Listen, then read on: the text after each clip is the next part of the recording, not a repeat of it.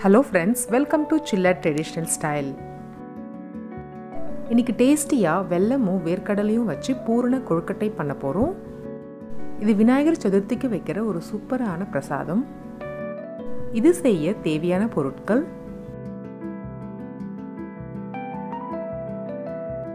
பச்சரிசி 1/2 கிலோ, வறுத்த வேர்க்கடலை 1 கப், வெல்லம் 3/4 கப், ஏலக்காய் பொடி 1/2 ஸ்பூன், உப்பு 1 சிட்டிகை. இந்த கொழுக்கட்டை மாவு ரெடிமேடாகவும் நம்ம வாங்கி யூஸ் பண்ணலாம். இன்றைக்கி நம்ம வீட்லேயே மாவு ரெடி பண்ண போகிறோம்.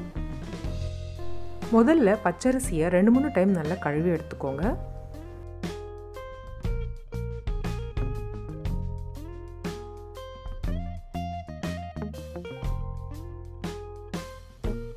நல்லா வாஷ் பண்ணதுக்கப்புறம் ஃப்ரெஷ்ஷான தண்ணி ஊற்றி அரிசியை 2 மணி நேரத்துக்கு ஊற விடுங்க.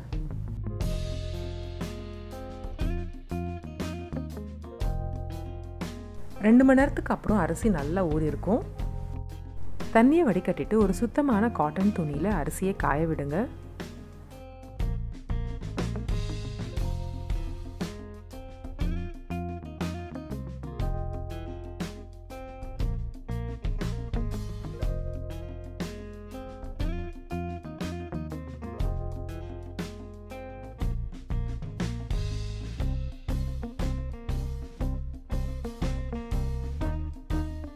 அரிசியை ஃபுல்லாக காய வைக்க வேண்டாம், 75% காஞ்சா போதும்.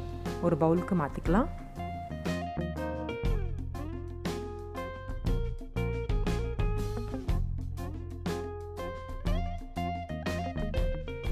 அரிசி ரெடி ஆகிடுச்சு. மிஷினில் கொடுத்து இது ஃபைன் பவுடராக அரைச்சி எடுத்துக்கோங்க.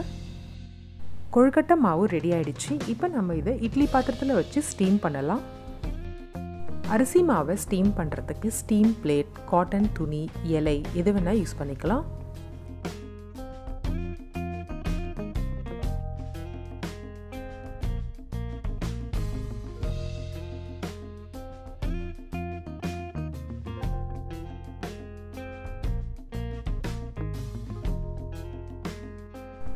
மாவெல்லாம் சேர்த்ததுக்கப்புறம் மூடி வச்சு 10 நிமிஷம் வேக விடுங்க. அதே மாதிரி இந்த கொழுக்கட்டை மாவு செய்கிறப்ப அரிசி ரொம்ப நேரம் காய வைக்கக்கூடாது.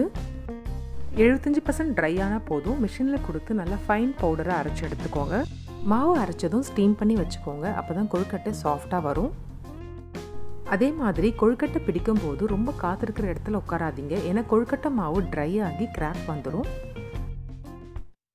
இப்போ கொழுக்கட்டைக்கு தேவையான வேர்க்கடலை ஸ்டஃபிங் ரெடி பண்ணலாம்.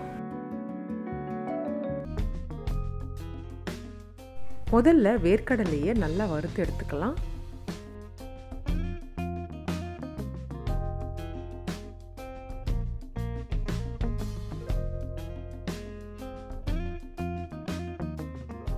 நல்லா ரோஸ்ட் ஆயிடுச்சு. ஒரு பிளேட்க்கு மாற்றிக்கலாம்.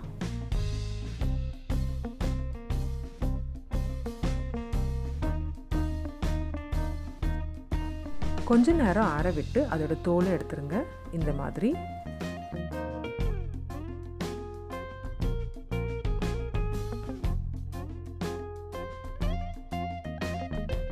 வேர்க்கடலையை மிக்சர் ஜாருக்கு மாற்றி நல்லா பொடி பண்ணி எடுத்துக்கோங்க.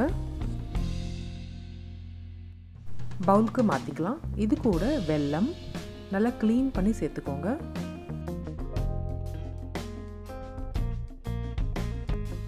½ ஸ்பூன் ஏலக்காய் பொடி எல்லாம் சேர்த்து நல்லா கலந்துக்கோங்க.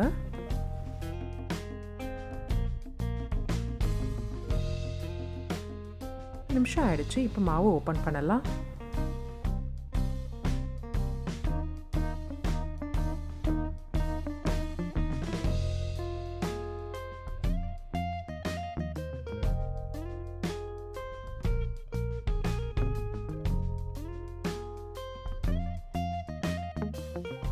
அரிசி மாவு நல்லா சாஃப்டாக வெந்திருக்கு. ஒரு பவுலுக்கு மாற்றி கலந்து விடுங்க. அரிசி மாவை நல்லா உதிரி உதிரியாக இந்த மாதிரி கலந்ததுக்கப்புறம் சூடான தண்ணி ஊற்றி மாவு நல்லா பிசைஞ்சுக்கோங்க. மாவு பிசையும் போது 1 சிட்டிகை உப்பு சேர்த்து பிசைஞ்சுக்கோங்க. இன்றைக்கி நான் தண்ணியிலே உப்பு சேர்த்துருக்கேன்.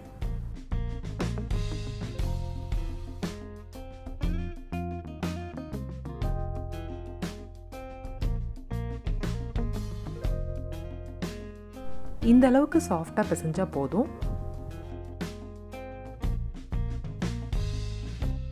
மாவு ரெடி ஆயிடுச்சு. வேர்க்கடலை ஸ்டஃபிங் ரெடி ஆயிடுச்சு. இப்போ கொழுக்கட்டை பண்ணலாம்.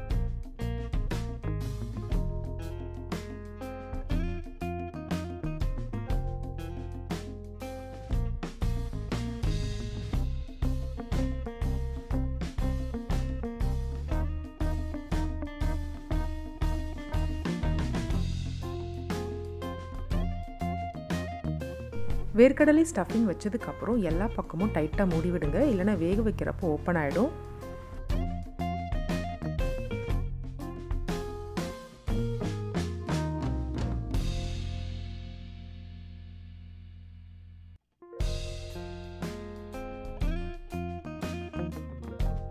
இந்த கொழுக்கட்டையை உங்களுக்கு ஈஸியாக வர ஷேப்பில், உங்களுக்கு பிடிச்ச ஷேப்பில் நீங்கள் பண்ணிக்கலாம். இதுக்கு ரெடிமேடாக மோல்டும் விற்குது, நீங்கள் அதையும் வாங்கி யூஸ் பண்ணிக்கலாம்.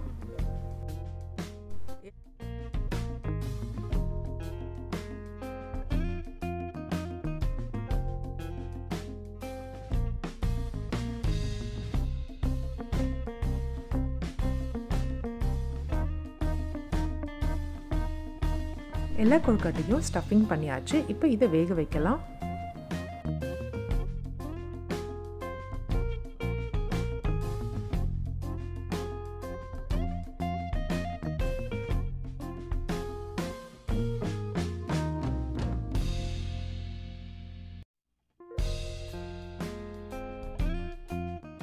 மூடி வச்சு 15 நிமிஷம் கொழுக்கட்டையை வேக விடுங்க. 15 நிமிஷத்துக்கு அப்புறம் நல்லா சாஃப்டாக வெந்திருக்கும்.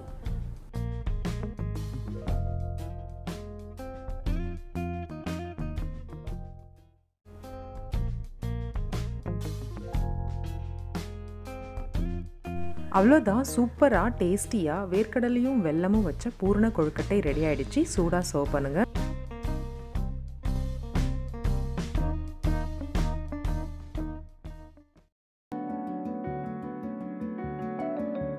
இந்த சூப்பரான பூர்ண கொழுக்கட்டையை நீங்களும் ட்ரை பண்ணி பாருங்கள். எப்படி இருந்ததுன்னு கமெண்ட்டில் சொல்லுங்கள். மறக்காமல் சில்ல ட்ரெடிஷ்னல் ஸ்டைலுக்கு சப்ஸ்கிரைப் பண்ணுங்கள். தேங்க்ஸ் ஃபார் வாட்சிங்.